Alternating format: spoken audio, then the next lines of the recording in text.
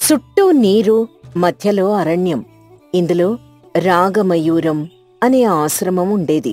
ఆ ఆశ్రమంలో రాఘవ మహర్షి ఎంతో మంది యువకులకి రకరకాల విద్యలు నేర్పించి మంచి పౌరులుగా సమాజానికి అందించేవారు. ఆశ్రమంలో శివానందుడు, సదానందుడు, బ్రహ్మానందుడు అనే ముగ్గురు యువకులు ఉండేవారు. వాళ్ళు గురువుగారు చెప్పిన విద్యని బాగా నేర్చుకున్నారు. ఒకరోజు రాఘవ మహర్షి వాళ్ళ ముగ్గురినీ పిలిచి, నాయనా, రేపటితో మీ శిక్షణా కాలం పూర్తవుతుంది. మీరిక సమాజంలోకి వెళ్ళవచ్చు అని చెప్పగానే ముగ్గురు ఒకరి ముఖం ఒకరు చూసుకున్నారు. చాలా సంతోషించారు. రేపు సూర్యోదయం అయ్యాక ముగ్గురు బయలుదేరండి అని రాఘవ మహర్షి చెప్పడంతో ముగ్గురికి పట్టరాని సంతోషం వేసింది. రేపట్నుంచి హాయిగా పనిచేసుకుని సంపాదించొచ్చు అని మనసులో ఉప్పొంగిపోయారు. కాని ముగ్గురికి 2 విషయాలు చెప్తాను, జీవితాంతం గుర్తుంచుకోండి అని చెప్పడంతో ముగ్గురు ఒకరి ముఖం ఒకరు అయోమయంగా చూసుకున్నారు. ఎప్పుడూ మనది కాని సొమ్ము కోసం ఆరాటపడకూడదు. రెండోదేంటంటే, ఆపద అని తెలిసాక కూడా మూర్ఖంగా అడుగు వేయకూడదు. జాగ్రత్తగా వెళ్ళండి. దీర్ఘాయుష్మాన్ భవ అని ఆశీర్వదించారు. ముగ్గురు సరే అని తలూపారు. తర్వాత రోజు సూర్యోదయం అవ్వగానే శివానందుడు, సదానందుడు, బ్రహ్మానందుడు ముగ్గురు మహర్షికి నమస్కరించి ఊరికి బయలుదేరారు. ఒక అడవిలో మాట్లాడుకుంటూ నడుచుకుంటూ వెళ్తున్నారు. ముగ్గురు ముఖాల్లో చిరునవ్వు తాండవిస్తోంది. మిత్రులారా, నేను ఊరికెళ్ళిన తర్వాత మామిడికాయల వ్యాపారం చేస్తాను. నేను కిరాణా వ్యాపారం మొదలు పెడతాను. ఇద్దరూ వారి వారి వ్యాపారాల గురించి చెప్పుకుంటూ వస్తున్నారు. బ్రహ్మానందుడు మాత్రం ఏం మాట్లాడలేదు. ఏంట్రా, ఏం మాట్లాడవు? నువ్వెందుకని నీ వ్యాపారం గురించి చెప్పట్లేదు? మనం పోటీకొస్తామని భయపడుతున్నాడేమో అని నవ్వుకుంటూ వస్తున్నారు. అయ్యో, అదేం లేదు. నేను వ్యవసాయం చేద్దామనుకుంటున్నాను అని మనసులో ఉన్నది చాలా శాంతంగా బయటికి చెప్పాడు బ్రహ్మానందుడు. వ్యవసాయమా? అదేంటి మిత్రమా, అన్ని విద్యలు వచ్చు కదా, మరి వ్యవసాయమేంటి అంటూ ఇద్దరూ ఆశ్చర్యంగా అడిగారు. అదేంటి మిత్రమా, విద్య నేర్చుకుంటే వ్యవసాయం చేయకూడదా? విద్య కేవలం సంస్కారం, మంచి ప్రవర్తన నేర్చుకోవడం కోసం మాత్రమే. పని కోసం చదువుకోవాల్సిన అవసరమేంటి? డబ్బు సంపాదించడమే మన లక్ష్యం అనుకుంటే చిన్నపిల్లలుగా ఉన్నప్పుడే కూలి పనికి వెళ్లేవాళ్లం కదా అని అన్నాడు. దానికి మిగతా ఇద్దరు నోట్లో నుంచి మాటలు రాలేదు.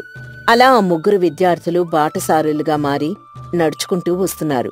అలా వస్తూ ఉంటే వారికొక బంగారు నగలున్న మూట దొరికింది. ముగ్గురు ఆ బంగారు నగల మూటను తీసుకున్నారు. ఆ బంగారాన్ని చూసి ముగ్గురు ఆశ్చర్యపోయారు. ఇంత దట్టమైన అరణ్యంలో బంగారు నగలు ఎందుకున్నాయి? ఎవరివి నగలు? ఎవరైనా పడేసుకుని ఉంటారా అని ఆలోచిస్తున్నాడు బ్రహ్మానందుడు. మిత్రమా, ఈ అరణ్యం చుట్టుపక్కల నీళ్లుంటాయి. ఇక్కడ ఆశ్రమం తప్ప ఇంకేం లేదు. ఇక్కడికెవరొస్తారు? ఇది ఖచ్చితంగా పడేసుకున్న బంగారం అయితే కాదు. మరి బంగారం ఎవరిది అని ముగ్గురు రకరకాలుగా ఆలోచిస్తున్నారు. కొంపదీసి దొంగల ముఠ ఇక్కడ ఏదైనా ఉందో ఏమో.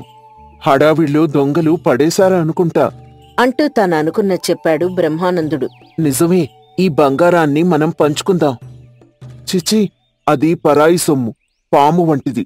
గురువుగారు చెప్పారు కదా, మనది కాని సొమ్ము కోసం ఆరాటపడకూడదు అని బ్రహ్మానందుడు నిజాయితీగా మాట్లాడాడు.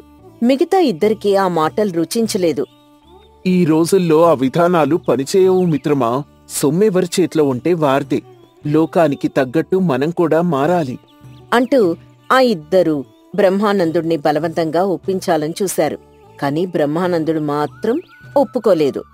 నేనొప్పుకోను కాక ఒప్పుకోను. ఈ బంగారు నగల మూట గ్రామాధికారికి అప్పగిద్దాం అని పట్టుబట్టాడు. మిత్రమా, మనం గ్రామాధికారికిచ్చినా అతను సరిగ్గా సద్వినియోగం చేస్తాడని నమ్మకమే ఉంది. అతను కూడా ఈ బంగారాన్ని కాజేసే అవకాశం ఉంది కదా అనగానే బ్రహ్మానందుడు కొంచెం నిదానించాడు. నేను చెప్పేది ఒక్కటే, ఈ మూటలో ఉండే బంగారాన్ని మనం ముగ్గురం పంచుకుందాం. కావాలంటే నువ్వు తీసుకుని మంచి పనులకు ఉపయోగించు అని చెప్పాడు శివానందుడు. దానికి బ్రహ్మానందుడు అయిష్టంగానే ఒప్పుకున్నాడు. ముగ్గురూ కలిసి ఆ బంగారాన్ని పంచుకున్నారు. ఇక బయలుదేరదామా?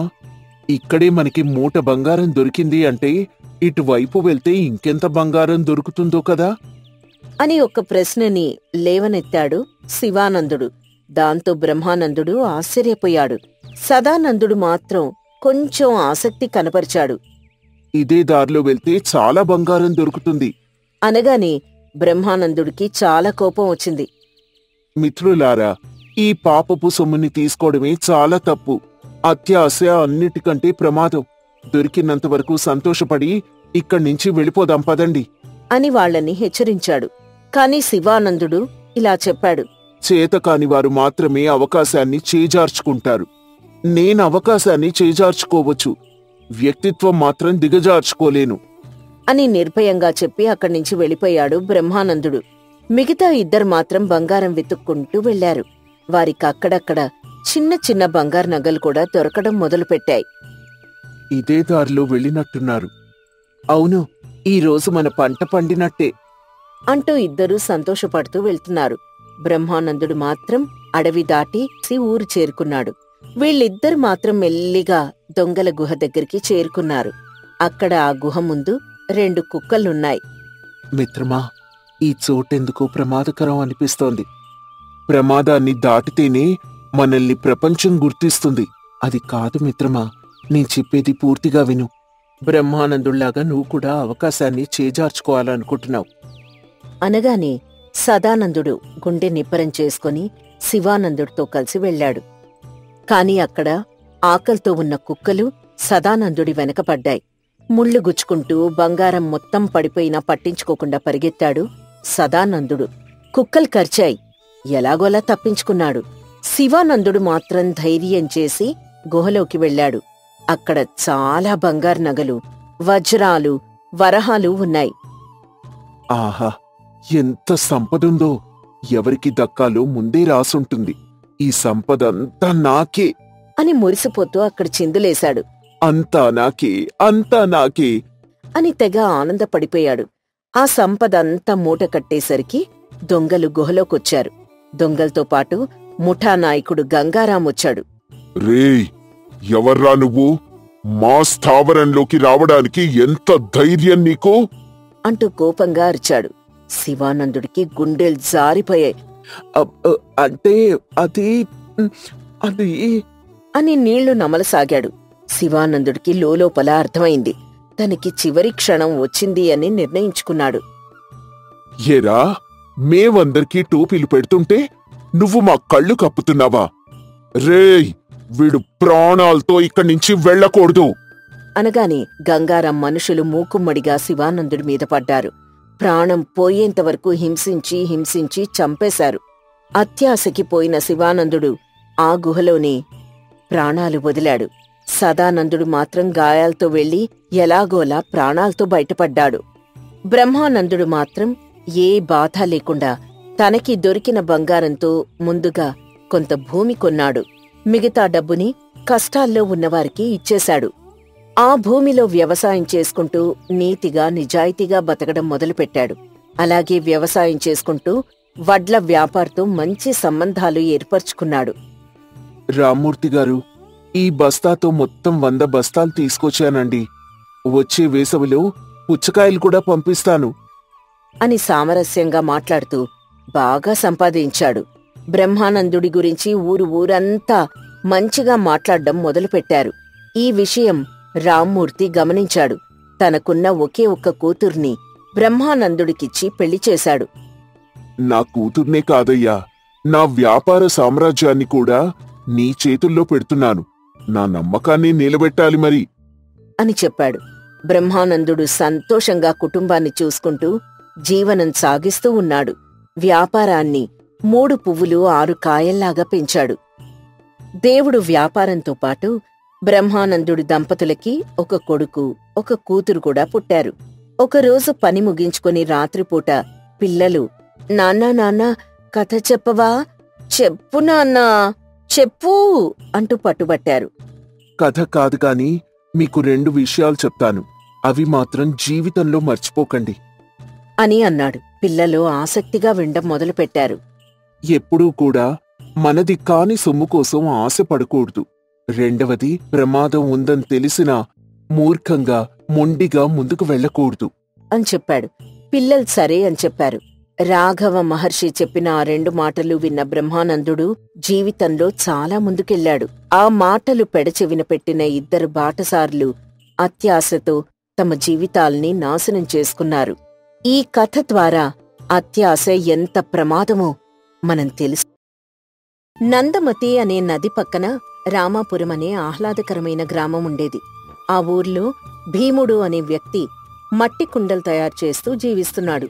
అతను రోజంతా కష్టపడి కుండలు తయారు చేసేవాడు. అతనితో పాటు కర్ణ అనే స్నేహితుడు ఉండేవాడు.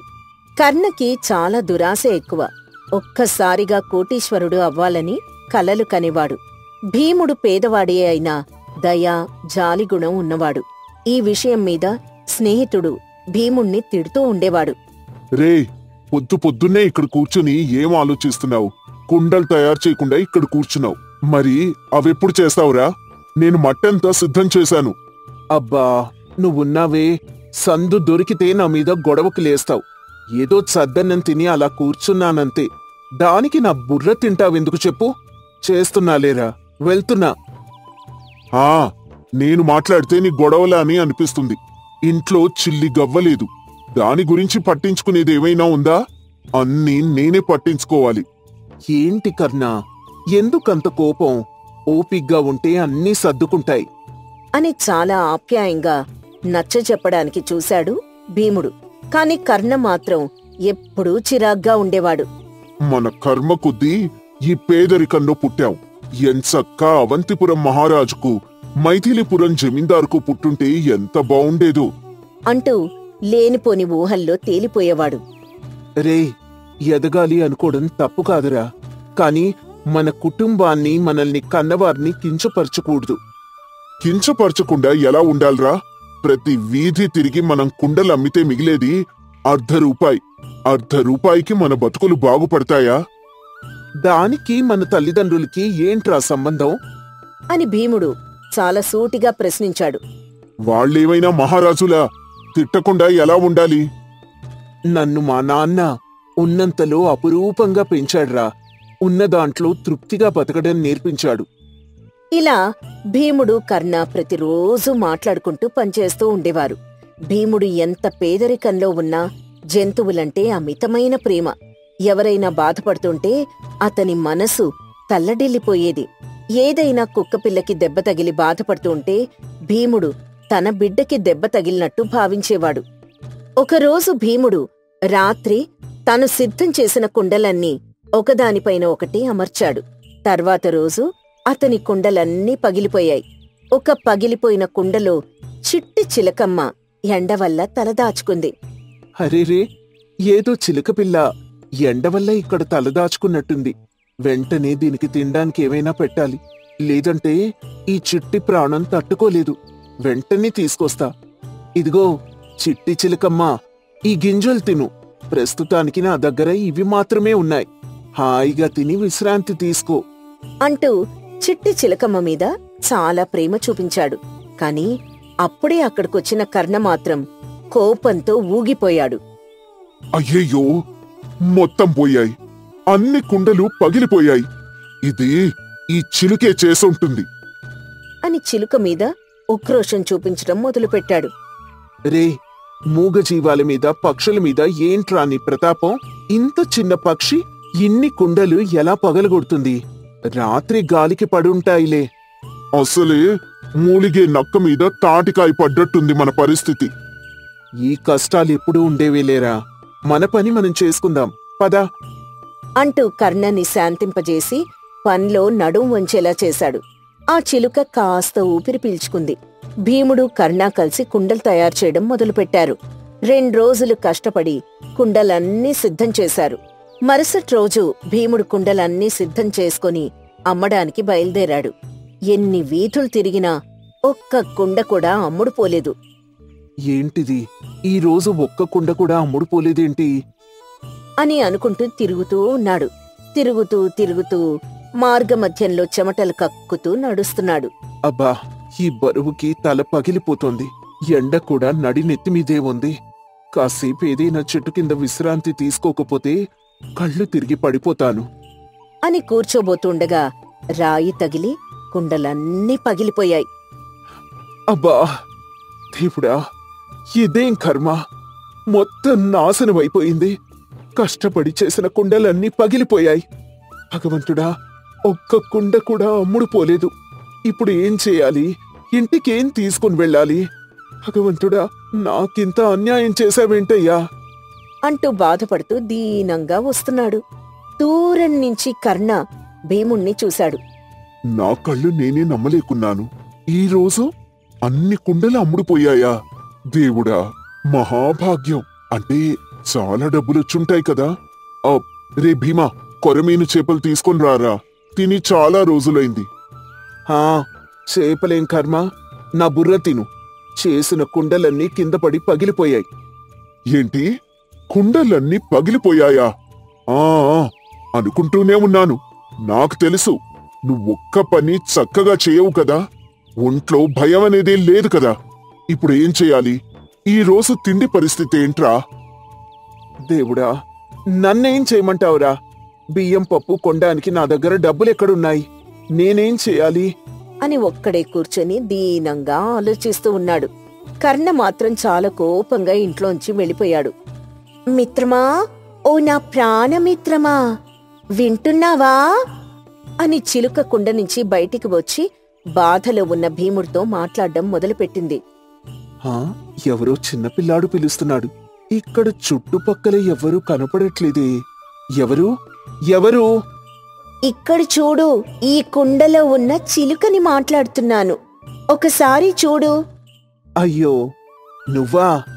రావమ్మా చిలుకమ్మ, నువ్వు మాట్లాడుతున్నావా?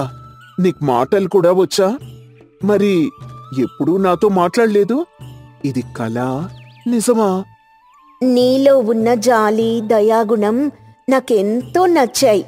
ఒక్క పక్షికి దెబ్బ తగిలితే అంత బాధపడ్డావే.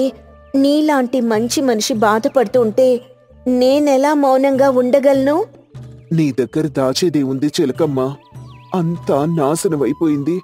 కుండలన్నీ పగిలిపోయాయి.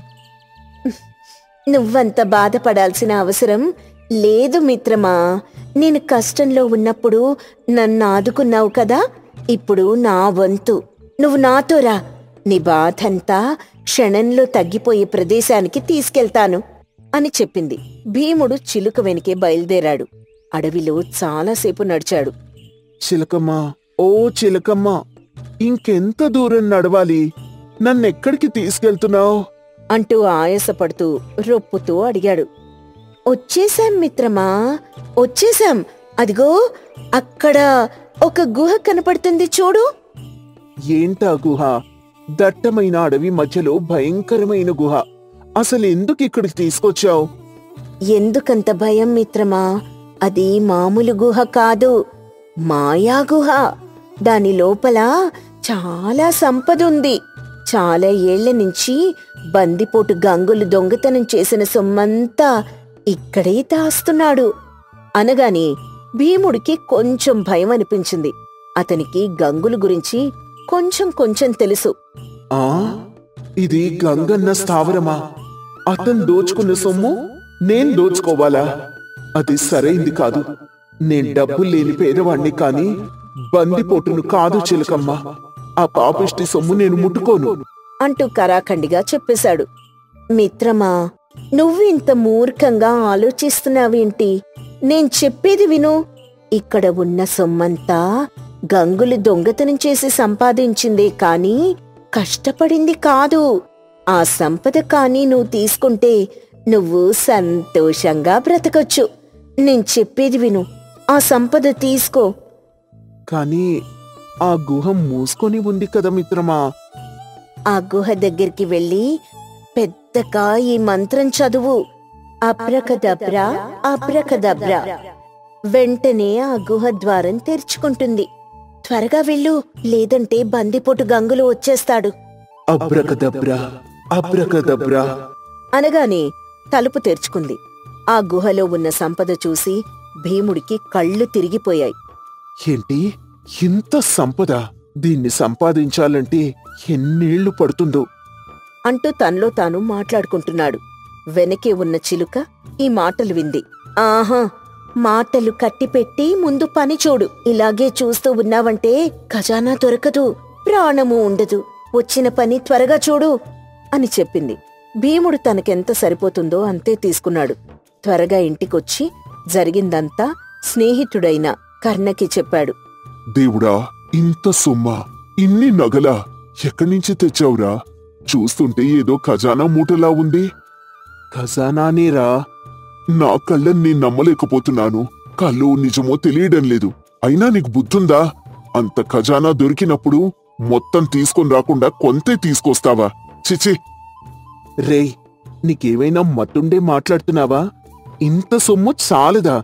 బుర్ర సరిగ్గానే పనిచేస్తుందా? మన జీవితానికి ఇది సరిపోతుందిరా. నాకలా కాదు, మొత్తం కావాలి. ఏ చిలుక, మర్యాదగా చెప్పు, ఆ గుహ ఎక్కడుంది? రేయ్, ఏం చేస్తున్నావు నువ్వు? మళ్ళీ మళ్ళీ అక్కడికి వెళ్ళడం చాలా ప్రమాదం. చాలా కష్టపడ్డాం. నా మాట విని దొరికిన దాంతో తృప్తి పడదాం. నువ్వెళ్ళొద్దురా, నా మాట విను అంటూ భీముడు కర్ణకి సర్ది చెప్పాలని చూశాడు. కాని దురాశ ఉన్న కర్ణకి మాత్రం ఆ డబ్బు చూశాక కుదురుగా ఉండాలనిపించలేదు. చిలుకని పీక పట్టుకొని పదే పదే అడిగాడు. వద్దు వద్దు, నన్నేం చెయ్యొద్దు, నేను చెప్పేస్తాను. కాని ఒక్క నిమిషం అక్కడికి వెళ్లడం నీ ప్రాణానికి ప్రమాదం అని హెచ్చరించి మరీ చిరునామా చెప్పింది. కర్ణ అవేం పట్టించుకోకుండా అడవికెళ్లాడు. చాలా దూరం నడిచాక చిలుక సాయంతో రాత్రి వరకు ఆ గుహ దగ్గరికి చేరుకున్నాడు. పెద్దగా మంత్రం చదవగానే తలుపులు తెరుచుకున్నాయి. లోపలికెళ్లి అంత ఖజానా చూడగానే కర్ణకి పట్టరాని సంతోషం వేసింది. అబ్బా, ఎంత సొమ్ము! ఖజానా మొత్తం ఇక్కడే ఉంది. ఇదంతా నాకే కావాలి, అంతా నాకే కావాలి. ఇదంతా తీసుకుని నేనీ ఊర్లోనే కాదు, ప్రపంచంలోనే ధనవంతుణ్ణవుతాను. మొత్తం నాకే కావాలి, మొత్తం నాకే సొంతం అంటూ పిచ్చి పట్టినట్టు అరిచాడు. చిలుక అక్కడ్నించి వెళ్ళిపోయింది. ఇంతలో బందిపోటు గంగులు అతని మనుషులు వచ్చారు. మీరు ఎవరు? మీరు నన్ను వెళ్ళనివ్వండి, మీకు దండం పెడతాను. గంగులు, మనం వీణ్ణి అస్సలు వదిలిపెట్టకూడదు. నువ్వు ప్రాణాలతో ఇక్కడ్నించి వెళ్ళవురా. మా గురించి తెలిసిన వాళ్ళు బతికి బట్ట కట్టడానికి వీల్లేదు. రే రంగా, వీణ్ణి వదలకండి. కాపాడండి, కాపాడండి! భగవంతుడా, నన్నెవరైనా కాపాడండి. అత్యాశతో వచ్చి ఇరుక్కుపోయాను. నేనెవ్వరికీ ఏం చెప్పను. వదిలేయండి, నన్ను వదిలేయండి. మీ పేరు కూడా ఎవరికీ చెప్పను. నన్నేం చేయకండి అని అరిచినా కూడా వాళ్ళు వినకుండా చంపేశారు. అలా కర్ణ జీవితం దురాశతోనే ముగిసిపోయింది. అతని అత్యాశ తన నిండు ప్రాణాన్ని బలి తీసుకుంది.